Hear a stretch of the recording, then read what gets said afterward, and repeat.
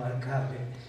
Pero más o menos para que tengamos para ubicarlo en el contexto histórico, fundamentalmente de lo que venimos hablando en relación al tema de la escritura como creación artística y por supuesto la literatura como producto de ese proceso y la relación que Freud le va a dar, digamos, justamente, yo digo que uno de los fundamentos con la cual Freud trabaja para construir la teoría del inconsciente es la literatura. ¿Sí? O sea, a esta conclusión yo llego después de muchos años de lectura y les voy a contar un poquito de dónde vengo, porque justamente caigo en un lugar, tengo 56 años, por eso hago esa sensación. Yo me empiezo a formar, yo empiezo a hacer la carrera de psicólogo, ¿no? Ya en el CBC me encuentro con Freud. Lo leo, me interesa, averiguo dónde se puede estudiar y para estudiar psicoanálisis, específicamente psicoanálisis, hay que hacerlo en escuelas privadas. Son psicoanalistas que pueden ser médicos o psicólogos que se dedican especialmente a estudiar la obra, en ese momento por supuesto, de Freud. En Argentina se crea la APA, Asociación Psicoanalítica Argentina. Uno de los fundadores fue John Rivera, que después él va a crear la psicología social. Entonces, nada, a mí me empieza a apasionar Freud y sigo con la carrera de psicólogo hasta cuarto año. Hago también talleres para trabajar, en ese momento me interesaba mucho el tema de la psicosis. Trabajé durante muchos años en el Hospital Álvarez como acompañante terapéutico con pacientes esquizofrénicos. Y en esa formación que yo venía haciendo paralelamente, porque uno de los requisitos fundamentales para el ejercicio y la formación del psicoanálisis es aprender a escribir bien. Pero no en el sentido gramatical, especialmente, sino en el sentido de la expresión. Porque el psicoanálisis, como va a decir Freud, es un hecho exquisitamente social y sin la escritura, ¿sí?, no puede transmitirse esa experiencia de lo que es la formación y la lectura teórica. Entonces, nada, me busqué un taller de escritura con el objetivo de que yo necesitaba aprender a escribir. La literatura a mí no me interesaba, de hecho he leído muy poca literatura en mi vida, pero en esos 10 años en los cuales yo me dedico a aprender a escribir para mi formación como psicoanalista, esta profesora, que es Gabriela Stoppelman, tiene la particularidad de que, aparte de incorporar las técnicas de la escritura, se trabaja con análisis de textos, ¿sí?, tanto literarios como filosóficos. Entonces, en mi formación, Buenas tardes. En los talleres de escritura, fui adquiriendo la herramienta de aprender a leer, ¿no?, lo que ella le llama la lectura poética de los análisis de las obras literarias y de ciertos filósofos. Y esto realmente a mí me interesó muchísimo.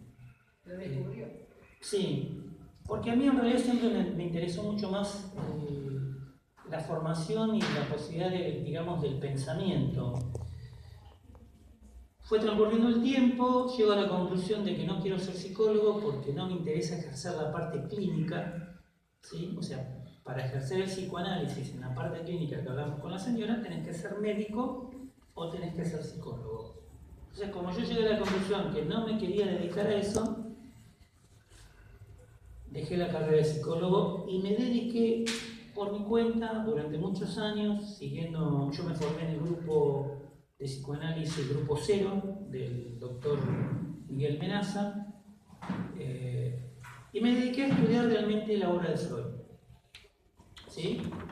Encontré una beta muy interesante en la relación entre la filosofía y el psicoanálisis, ¿no? Y me dediqué a eso de lleno, digamos. Después me retiré, como digo yo, del ámbito académico, por decirlo de alguna manera, y estuve durante más o menos casi 15 años leyendo a Freud, leyendo a Lacan, leyendo filosofía, todo lo que tenga que ver con las ciencias humanísticas, ciencias sociales, y con literatura, digamos, yo venía ejerciendo la escritura porque yo llego a la conclusión que para mi experiencia, la escritura se vuelve una herramienta de trabajo, una herramienta con la cual yo puedo pensar, puedo desarrollar mi pensamiento, ¿sí? Por supuesto que esto lleva también el trabajo de la lectura. Y bueno, nada, recién este año, como se da la posibilidad que me empiezo a conectar, yo siempre viví en Capital, entonces mi actividad intelectual siempre la desarrollo allá. Pero en estos últimos 10 años, como vuelvo a repetir, estaba en mi casa tranquilo, leyendo, investigando, articulando distintos saberes disciplinarios, di clases en forma particular, pero tranquilo, digamos, sin saber muy bien qué hacer con todo este bagaje de conocimiento. Y me pongo en contacto en febrero de este año con autores de Merlo, presento una lectura de un breve ensayo sobre la función de la poesía, y a partir de ahí, bueno, se fue dando con Mariano Dorola, después conozco a Héctor Vigna. Héctor Vigna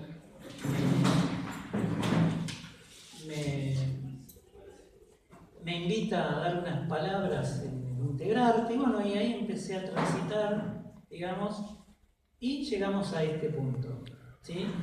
O sea, ¿cómo me empieza a interesar la literatura? Porque empiezo a dar cuenta que en mi formación como psicoanalista y en el taller de filosofía que hacía con Gabriel Stoppelman, había una articulación permanente con la literatura, ¿sí? Entonces ahí me empieza a interesar la literatura en función del trabajo que estoy haciendo actualmente, que es la de corrección de textos y análisis de textos, ¿sí? Entonces empiezo a encontrar en la literatura actual ese interés, ese conocimiento que yo me fui formando, que, como le dije la primera vez, la literatura lleva un saber, el escritor cuando escribe produce un saber, ¿sí? Que es del orden de lo inconsciente, que es del orden de lo poético, sin saber que lo tiene. ¿Por qué? Porque es del orden de lo humano, ¿sí? O es del orden de lo espiritual, ¿sí? Y esto me empieza a interesar a mí, en función de mi formación psicoanalítica, de poder empezar a descubrir en la escritura literaria. De hecho, yo también escribo, pero digamos que no es mi fuerte, pero sí la posibilidad de empezar a leer. Voy a poner el ejemplo de Ana en su novela, ¿no? Un argumento muy interesante, muy bien trabajado, ¿no? Digamos, ¿qué es lo que dice en ese argumento que uno lo puede leer en el sentido de lo que es la poética del texto? ¿Sí? Entonces ahí me empiezo a interesar, como en otros casos he leído otros autores actuales, entonces empiezo a comprender que la posibilidad para mí, en función de esta formación que tengo, leer literatura actual es poder comprender, digamos, qué es lo que está pasando en nuestra sociedad, qué es lo que nos está pasando como individuo, como sociedad, no solamente en nuestro país, sino a nivel mundial. Entonces retomo un poco la lectura de Freud, de Lacan, de filosofía, literatura toda, o sea, leo mitología, literatura griega, literatura del medioevo, literatura moderna, y voy sacando estas conclusiones, ¿sí? O sea, esta es la idea, fundamentalmente decir, bueno, la escritura, cuando nos sentamos a escribir un texto del que sea, ¿sí? Tiene la intención de expresar algo que tiene que ver con la condición humana de cada uno, ¿sí? Y mi intención es leer qué es lo que está queriendo decir ese autor. O sea, nadie escribe porque, digamos, la escritura cuando se inventa, digamos, como todos los grandes inventos de la humanidad, como la tecnología, no tiene la función simplemente para entretenernos y a ver qué tan bien la pasamos. O sea, la tecnología, las herramientas que la cultura, que el ser humano va construyendo en el devenir del tiempo, está en función de construir una realidad que se diferencie, digamos, de lo biológico y de lo natural. ¿Sí? Entonces, la escritura y la lectura van a ser dos herramientas fundamentales a partir del momento creado, donde el ser humano comienza a separarse de su condición animal para constituirse en un sujeto cultural. ¿Sí?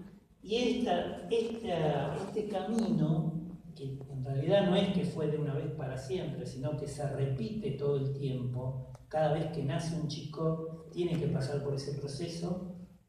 Hay infinidad de teorías que vienen a explicar este proceso. A mi criterio, el psicoanálisis y la literatura lo explican de esta manera, en el sentido de la adquisición del lenguaje, la adquisición de la palabra, la importancia que tienen las primeras palabras, las primeras letras que van constituyendo lo espiritual del individuo y que necesariamente tienen que darse en el contexto de una cultura. ¿Sí? Sin eso, el individuo como humano no existe. ¿Sí? Los sueños va a ser un tema recurrente en toda la historia de la humanidad, donde van a tener distintas interpretaciones, ¿sí? Cada una con su verdad, desde el punto de vista religioso, desde el punto de vista filosófico, desde el punto de vista mitológico, folclórico, ¿no? Está la tabla de la quiniela, que también tiene su interpretación. Y bueno, Freud toma el tema de los sueños, porque dice soñar, soñamos todos, y se dedica primeramente a hacer un trabajo, un rastreo de investigación sobre el fenómeno del sueño, y él llega a esta conclusión, que la producción del sueño es análogo a la producción de la poesía. ¿Sí? Por eso yo hago hincapié en el tema de que uno de los fundamentos del psicoanálisis es la literatura, es la poesía. ¿Sí? Entonces, la idea es esta justamente. Ahora nos vamos a abocar a lo que es la literatura de la Edad Moderna, o sea, a partir del Renacimiento hasta fines del siglo XIX, ¿no?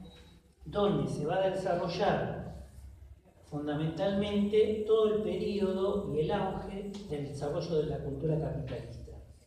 ¿Sí? No de capital. No, justamente, la diferencia, ahí está el punto.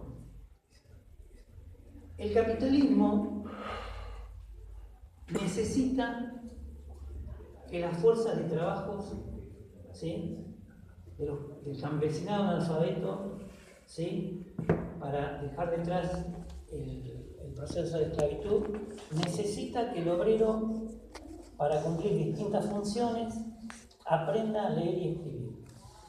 ¿Sí? Entonces se crean, aparte de las universidades, donde la gente rica, se crean los colegios públicos. Con el surgimiento del Estado Nacional aparecen los derechos del ciudadano, del individuo. ¿Sí? Entonces el capitalismo necesita una clase obrera que sepa leer y escribir para poder cumplir distintas funciones. ¿Sí?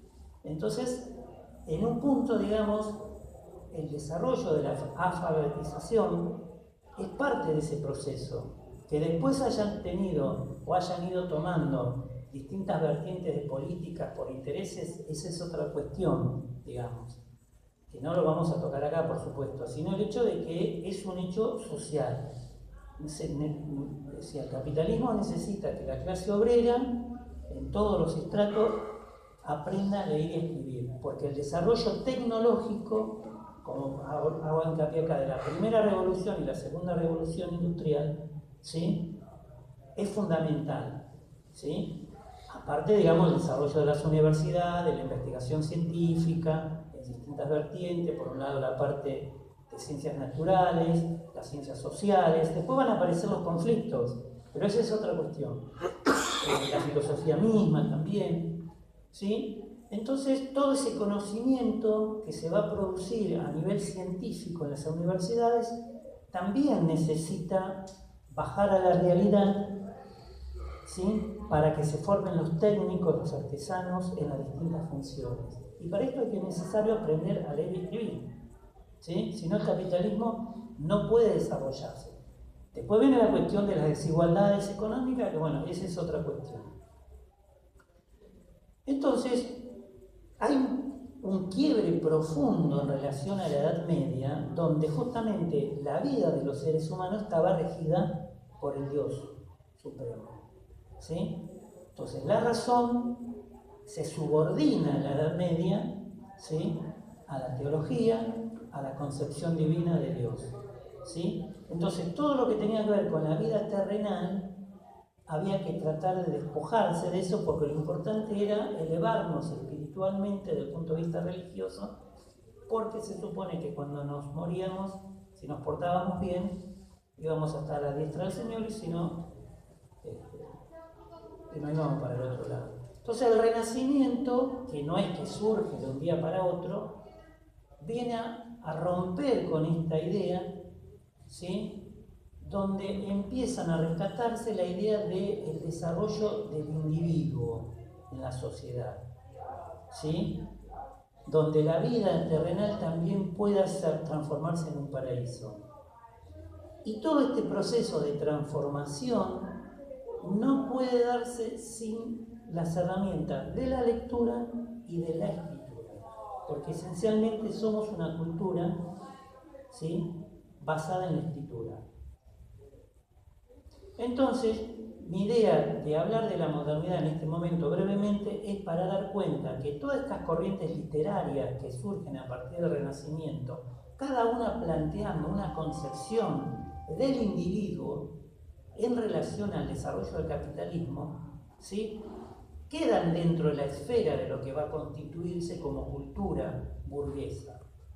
¿Sí?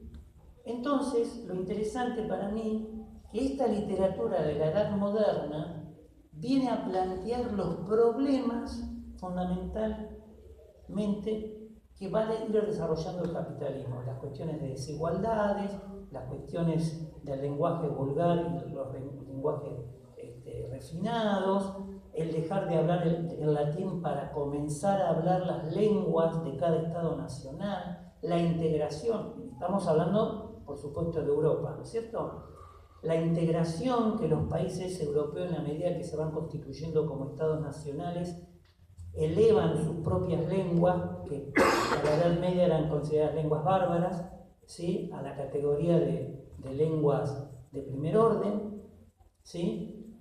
Entonces todo esto va a producir un proceso de transformación muy fuerte en la mentalidad de las personas, la posibilidad del campesinado de venir a la ciudad, aunque vivan en estado de hacinamiento, pero con la esperanza de poder mejorar sus condiciones de vida, ¿sí? Entonces, los literatos de la Edad Moderna, más allá de los estilos, de las tendencias, vienen a hablar de todo esto, ¿sí?, de estas condiciones de desigualdades, ¿sí?, de abuso de poder, ¿sí?, de lo favorable y de lo contradictorio de lo que es el desarrollo del capitalismo. Entonces, a la conclusión que yo llego es que a mí, como lector, como investigador de esta temática, lo que a mí me posibilita es poder comprender cómo es el funcionamiento del capitalismo y lo que estamos adentro, en qué nos favorece y en qué nos perjudica, ¿sí? Entonces, yo por eso pongo acá, la literatura desde siempre observa la realidad cotidiana del individuo y de la sociedad, ¿sí? Porque, por ejemplo, cuando Homero escribe la Ilíada y la Odisea, ¿no?, si bien es sobre la guerra de Troya y todo eso, en el argumento justamente se muestra, ¿no?, la posición de la aristocracia totalmente rica, ¿sí?, la ubicación del guerrero y lo de los soldados, que la mayoría son gente pobre. Después viene Hesiodo, ¿sí?, a hablar también justamente del trabajo del campesinado, ¿sí? La Biblia misma, digamos, ¿no?, es, si lo tomamos desde el punto de vista como histórico o literario, nos viene a hablar de cómo era la vida, digamos, en aquella época de los grandes reinados, de los grandes imperios, ¿sí?, de las clases nobles y de las clases pobres. Sí, nos viene a mostrar esa realidad, digamos. Transcurre el tiempo, ¿sí?, Roma Edad Media, ¿no? Podemos ver documentales, películas, leer obras, y nos encontramos exactamente con la misma situación, ¿sí? Llegamos a la modernidad, que se viene a plantear como un salvoconducto donde todos los individuos vamos a tener la posibilidad de ser felices acá, en la Tierra, ¿sí? Bueno, esa promesa, digamos, que viene a desarrollar el iluminismo, la Revolución Francesa, el dogma del orden y progreso, lo que en un momento fue algo prometeico, bueno, después en los hechos se demostró todo lo contrario, ¿sí? Que vuelvo a repetir, ese es otro tema también. Yo a lo que voy es cómo se van planteando las ideas, el desarrollo del pensamiento en función de buscar un bienestar en común que después en la práctica la realidad nos dice otra cosa. ¿Qué pasa más o menos con el comunismo también? Exacto. Entonces, para mí la literatura cumple esa función. Viene a denunciar, viene a mostrarnos, ¿sí?, en lo que estamos conforme o en lo que estamos disconforme con lo que nos toca vivir. Y es la problemática constante en la cual el ser humano se va desarrollando. Entonces, la relación que el escritor tiene con la literatura, tiene con su propia experiencia de vida, tiene con la necesidad, o sea, observadores somos todos, pero digamos que el escritor como artista, sobre esa capacidad de observación, adquiere en el transcurso del tiempo una sensibilidad tan aguda que le permite captar lo que por ahí a simple vista el resto de las personas no lo podemos hacer, ¿sí? Entonces, la posibilidad de poder volcar esa experiencia que ese ser humano tiene, ¿sí?, consigo mismo y con la realidad que le toca vivir a través de la escritura, ¿sí?, justamente tiene la posibilidad de construir la ficción, tiene la posibilidad de construir metáfora para poder explicar eso. Y poder llegar más allá con las palabras. Exacto, llegar más allá, es lo que está diciendo, correcto. Entonces, justamente el título, literatura, sueños y espejos, a mí se me ocurre que los espejos, o el espejo como función de un lugar virtual, es lo que comúnmente decimos la moneda con dos caras. ¿En qué sentido? En que el sueño, ¿sí?, es la función de representar lo que al individuo le pasa consigo mismo, ¿sí?, y la literatura es la función de expresar lo que pasa a nivel social, ¿sí? Entonces hay una relación íntima. Sería de desenmascarar. Sería desenmascarar, exacto. Entonces, la idea de la función del espejo tiene que ver con la presencia del otro. O sea, yo lo explicaba la vez pasada que en la Constitución, cuando un chico va a nacer, porque esto también es interesante y está en la literatura, los modelos de humanización que el bebé va a adquirir para constituirse como humano son directamente mamá y papá, ¿sí?, los padres. Entonces, el primer espejo, podríamos decir, con que un ser humano se encuentra, ¿sí?, es en esa relación de la madre y el padre, ¿sí?, porque a partir de ese proceso de identificación con ese modelo es donde yo me voy a constituir como humano, ¿sí?, porque también en esa relación de espejo no solamente voy a ver plasmada mi imagen que me constituye como todo, ¿sí?, sino también esa imagen de mi mamá y mi papá son transmisores de cultura, ¿sí? Y ahí venimos la idea de conservar ciertas pautas culturales que necesitamos, a pesar de que el tiempo va modificándose, ¿sí?, pero que necesitamos conservarlas porque eso constituye a nuestra identidad como humano, ¿sí? ¿Y cuál es el vehículo de transmisión de esa cultura? ¿Sí? Justamente la palabra, el arte. Porque la palabra, etimológicamente, tiene la función justamente de crear, ¿sí? O sea, cuando el Antiguo Testamento dice al principio fue el verbo, ¿no? Justamente tiene que ver con esto, porque la palabra verbo y la palabra palabra tienen el mismo significado, que es en el sentido de movimiento, de acción, ¿sí? La palabra alma, digamos, tiene esta misma connotación, ¿sí? Que no es algo fijo, que es algo que se mueve todo el tiempo, ¿sí?